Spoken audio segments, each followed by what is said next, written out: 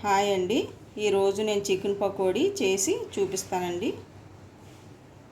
Mummy దీనికి కావాల్సిన ingredients చెప్పు. సరేరా, చికెన్ని చిన్న చిన్న పీసులుగా కట్ చేసుకొని పెట్టుకోవాలి. కాస్త అల్లం వెల్లుల్లి పేస్ట్,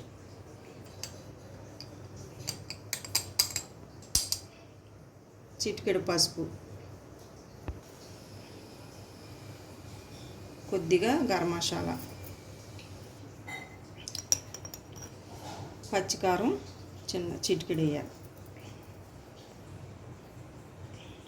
కొద్దిగా ధనియాల పొడి,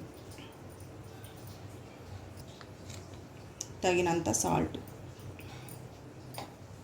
ఓ స్పూను కార్న్ఫ్లోర్, తగినంత శనగపిండి, కొద్దిగా వరిపిండి కొద్దిగా సరిపడినంత, లెమన్ జ్యూస్ వేసుకోవాలండి.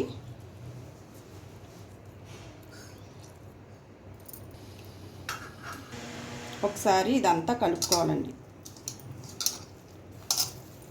ఇలా కలుపుకోవాలండి.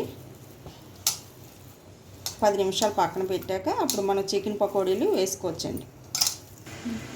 దీంట్లో మనం వాటర్ కానీ ఏమి వేయక్కర్లేదండి. ఈ మసాలా అన్నీ కూడా దీంతో పట్టించి ఇలా ముద్ద చేసి పెట్టుకొని కాసేపు 10 నిమిషాలు పోయాక మనం చికెన్ పకోడీ వేసుకుంటే బాగుంటుందండి.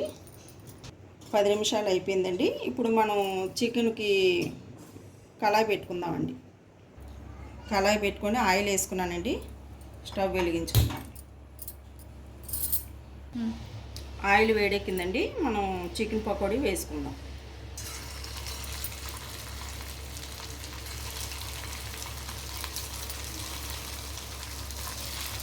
చాలా బాగుంటుందండి, మీరు కూడా ట్రై చేయండి.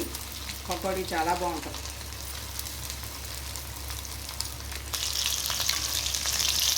చూడండి ఇలా వేగించింది. అయిపోయిందండి. నేను ప్లేట్లో తీసుకుంటున్నానండి.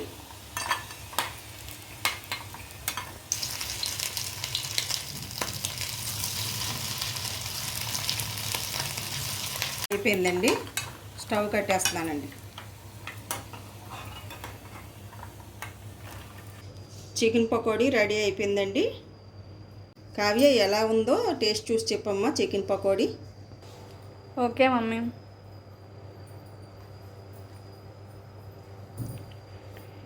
టేస్ట్ అయితే చాలా బాగుంది మమ్మీ.